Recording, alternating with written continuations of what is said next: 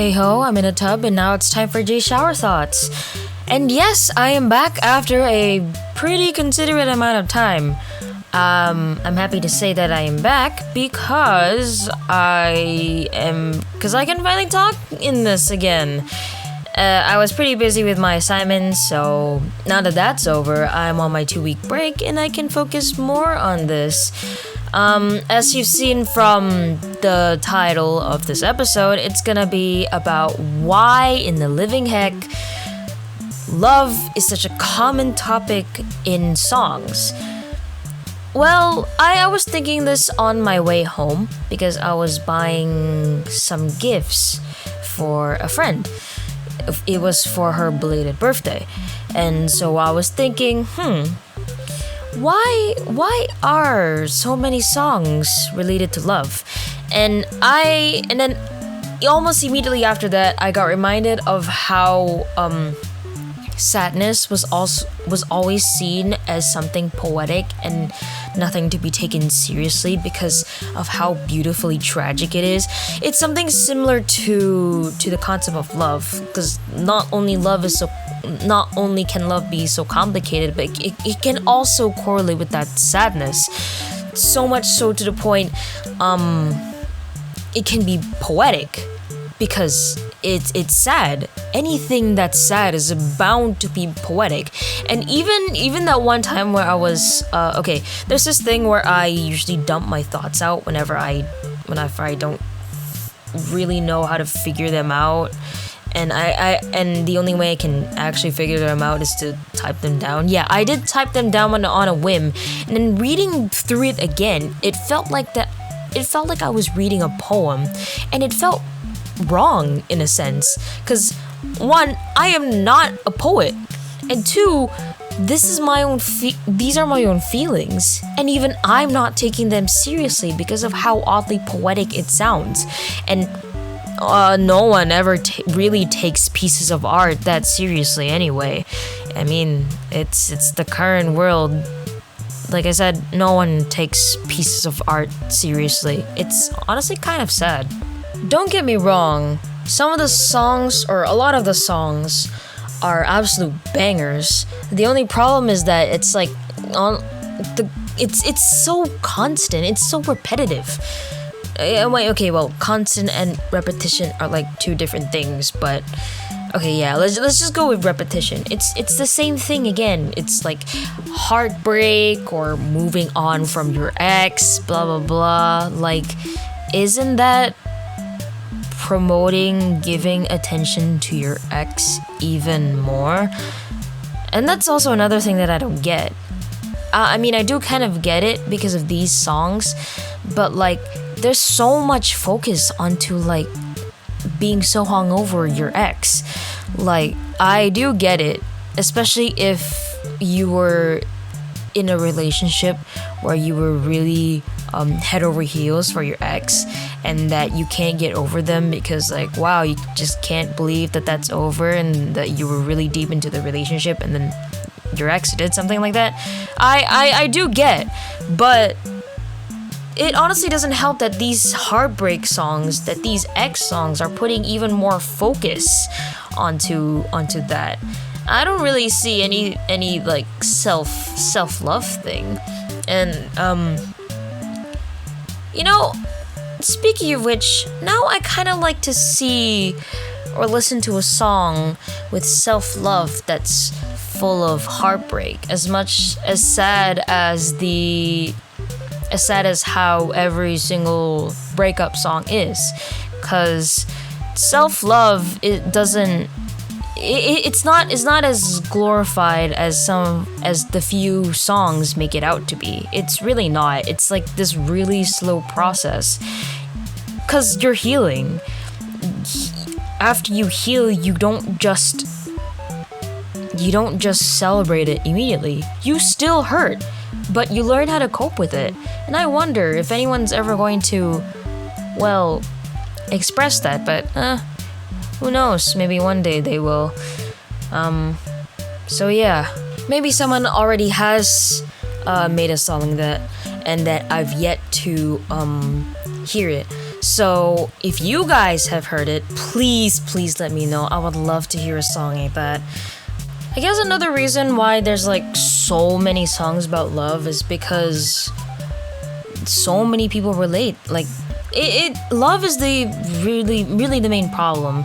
And okay, it's not really the main problem, although in a sense it is also pretty much the main problem, because really our actions like really our decisions to do these actions are pretty much decisions in general are defined by our love or hatred for something. So or maybe just preferences, like preferences that neither have love or hatred. Yeah, I can't English. So the next best thing would be to make a tragic song that everyone can relate. And huzzah! It hits the Billboard charts or the top music. I don't really know what they're called. They're so confusing, but yeah, they hit the billboards, and oh my god, they're popular because their music is sad. But the thing is, there's other songs that really blow up because they're not love songs, and honestly it's really difficult to pull that off. I mean, Katy Perry has pulled that off. Pharrell Williams, I think he's the one that made the song Happy, which is really nice. It's a really nice song, and it really does make people happy, so it really just achieved its goal. And I forgot what other artists have had their songs blow up that aren't because of love. Honestly, I can only think of Katy Perry off the top of my head, because lately her songs have been in my Spotify playlist, mainly because I want to use them as some sort of distraction. I don't want to make myself so sad all the time, you know? Okay, well, I'm not really that sad anymore, but more like down all the time, you know? You get my gist? Though, to be fair, this is such an easy topic to talk about because, well, if you think about it, literally everything, every action is based on some kind of love. It doesn't have to, like, it's not limited to romantic love. It's like also platonic love, sensual love, what else? Aesthetic love, every single kind of attraction. It's just that so many people put focus on romantic love to the point there's honestly not much referring to the others. It's easily such a tragic topic of love to talk about than the others. I don't know why.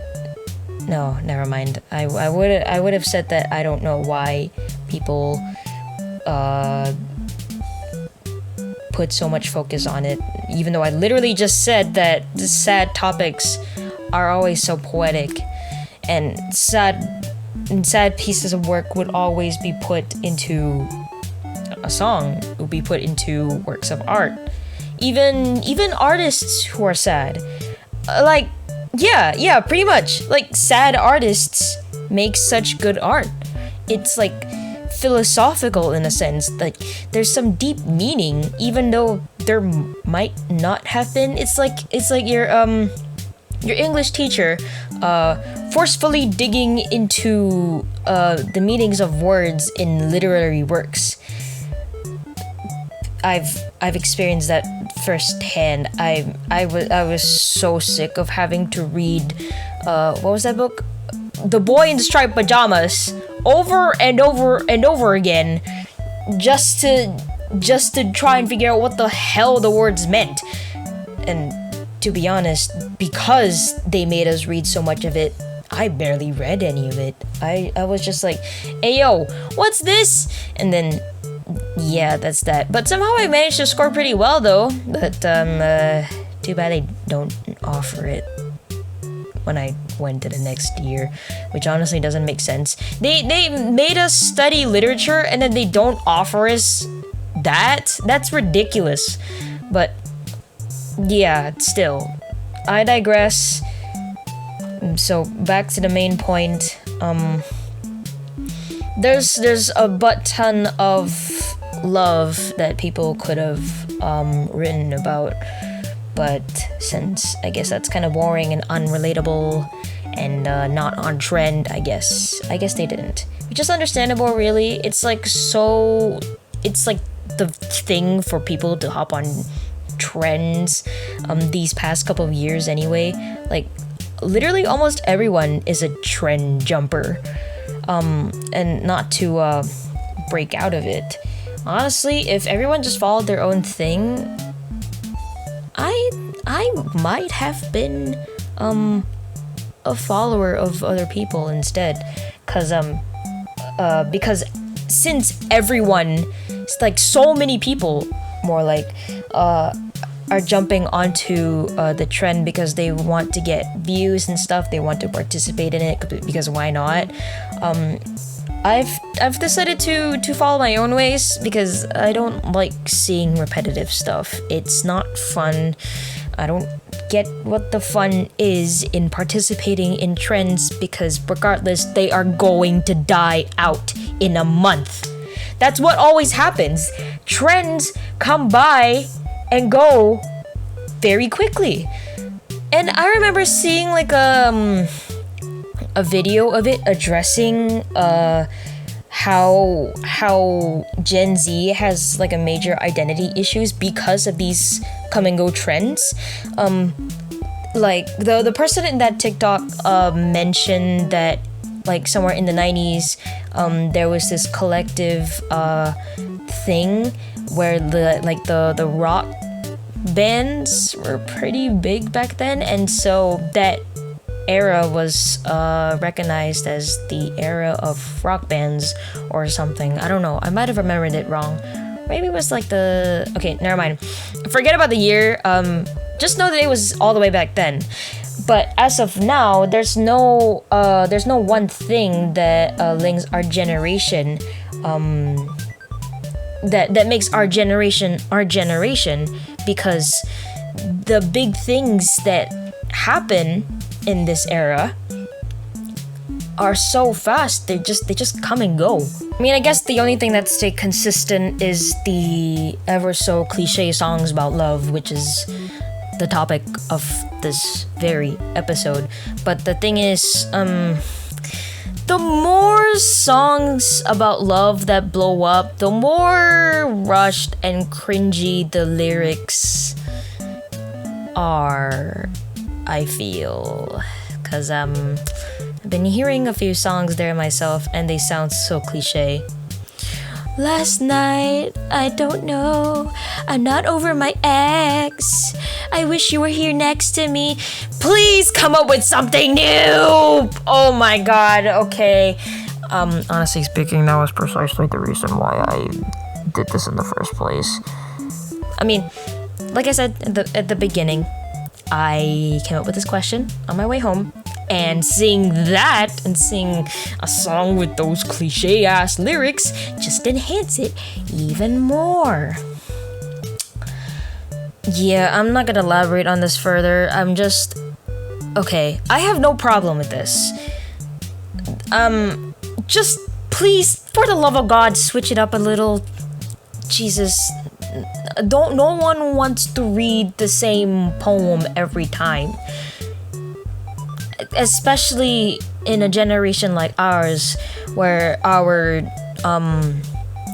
attention spans have become so small thanks to apps like TikTok. So yeah, anyway, I'm just gonna move on and just end it off right here. Thank you for listening. And I don't really have much to say. Aside from, again, how cringy the stuff on TikTok can be, especially the songs. The songs there are good. The songs that were already made a couple years ago and then became viral on TikTok are good. They are really good. Like one song that is Vending Machine of Love by the Stupendium, if I'm not wrong. That song slaps so hard. Please check it out. And that's one song that's like been done absolutely right. But the songs that were made on TikTok, no, they've just been doing it wrong. That is not how you get views at all. Again, so yeah, thank you for listening, and I will see you guys when I see you guys. If you hear any background noise, I sincerely apologize. Adios!